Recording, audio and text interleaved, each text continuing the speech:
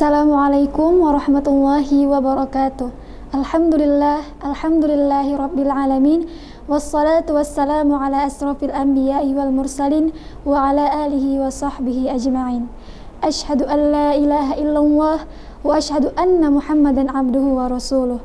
Subhanaka la ilma lana illa ma 'allamtana innaka antal alimul hakim. Rabbi israh li sadri wa yassir li amri wahlul 'uqdatam min lisani yafqahu qawli. Sebelum saya memulai ultum saya pada hari ini, ada pantun pembuka untuk sahabat-sahabat sekalian. Tanjung Balai si kota kerang, tempatnya gadis Batak Melayu. Saya tampil di hadapan sahabat-sahabat sekarang karena berkahnya ilmu dari seorang guru, yaitu ayahanda kami Ustadz Arfatul Hidayat. Semoga Allah senantiasa melindungi beliau dan dipermudahkan urusan beliau baik di dunia maupun di akhirat. Tema saya pada hari ini yaitu yakinlah bahwa pertolongan dan keajaiban Allah itu pasti. Sebelumnya, kita pasti pernah mengalami kejadian itu di luar nalar kita.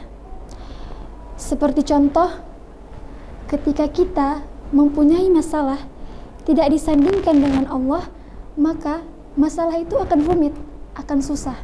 Tetapi kalau kita mempunyai masalah dan kita ikut sertakan Allah di dalamnya, insya Allah semua akan menjadi mudah. Seperti contoh, ada kisah seorang akhwat yang ia berkata, "Ya Allah, jangan kau ambil nyawa kedua orang tuaku sebelum kau ambil nyawaku terlebih dahulu. Karena aku yakin aku pasti gila dan terlantarkan." Qadarullahnya, di kelas 1 SMP ayahnya meninggal dunia, dan beberapa tahun kemudian ibunya meninggal dunia di kelas 1 SMA. Setelah kehilangan orang yang ia sangat cintai, orang yang ia sangat sayangi, dia mulai berpikir, "Ya Allah, bagaimana caraku untuk membahagiakan orang yang aku sayangi sementara mereka sudah wafat?" Singkat cerita, Allah berikan ia ujian. Dia berkelahi dengan temannya, dan ketika itu dia sadar bahwa poin utamanya untuk merantau adalah mengumpulkan biaya untuk berangkat ke Jawa. Ketika itu ada temannya yang mengirim link, dia mendaftar ke pondok tersebut, dia ikuti ujian-ujian, wawancara, dan tiba pada saat luluslah dia di pondok tersebut. "Ya Allah, aku sudah lulus, tapi uang yang aku pegang tidak cukup untuk biayaku mondok di Jawa. Bahkan ongkos saja pun kurang," seperti itu. Setelah itu dia mengadu, dia bertawakal kepada Allah. Pada akhirnya Allah berikan keajaibannya dengan gadis ini, Allah berikan pertolongannya dengan gadis ini sesuai dengan firman-Nya, yaitu A'udzu billahi minasyaitonir rajim. Fadhkuruni azkurukum washkuruli wala takfurun. Ya ayyuhalladzina amanu ista'inu bis-sabri was-salah. Innallaha ma'as-sabirin. Apa kata Allah? "Maka ingatlah kepadaku, aku akan ingat kepadamu. Bersyukurlah dan janganlah kamu ingkar." Apa ayat selanjutnya? "Wahai orang-orang beriman, mintalah pertolongan kepada Allah dengan sabar dan sholat." Dan apa yang menarik di ayat ini yaitu Innallaha ma'as-sabirin. Sesungguhnya Allah bersama orang-orang yang sabar. Lanjut ceritanya, ketika ia sholat, ketika ia bertawakal kepada Allah, besokan harinya Allah memberikan keajaibannya. Allah berikan pertolongan melalui pemerintah tersebut. Keluarlah 11 goni beras, 11 papan telur, maka dijuallah dengan saudaranya, dapatlah sekian, dibagi dua lagi dengan adiknya, dapatlah ia sekian.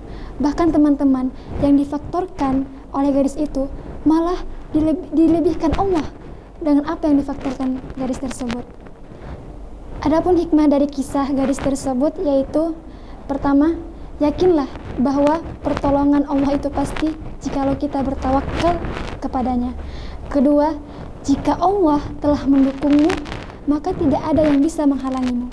Ketiga, bertawakal dan percaya dirilah kepada diri kita sendiri bahwa kita itu bisa menjadi penghafal Al-Quran. Keempat, jangan mendahului takdir Allah. Seperti yang dikatakan gadis tadi, ya Allah, jangan kau ambil kedua orang tuaku sebelum kau ambil nyawaku terlebih dahulu. Dan apa kata gadis itu?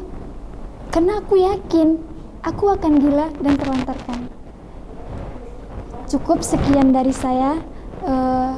Teman-teman sekalian, saya hanya ingin mengingatkan bahwa kita sekarang sudah mulai memasuki bulan suci Ramadan. Mari kita upgrade kembali niat kita, kita bersihkan hati kita. Manakala sekarang ada yang putus silaturahimnya, mari kita sambung kembali silaturahim itu. Karena saya pernah membaca dari kitab Riyadhus Shalihin karangan Imam An-Nawawi bahwa tangan Allah itu bersama orang-orang yang berjamaah. Apa itu tangan Allah? Keberkahan dan kerahmatan Allah. Cukup sekian dari saya. Jika ada kebenaran itu dari Allah dan jika ada kekhilafan itu dari saya sendiri. Jikalau ada sumur di ladang, bolehlah kita menumpang mandi.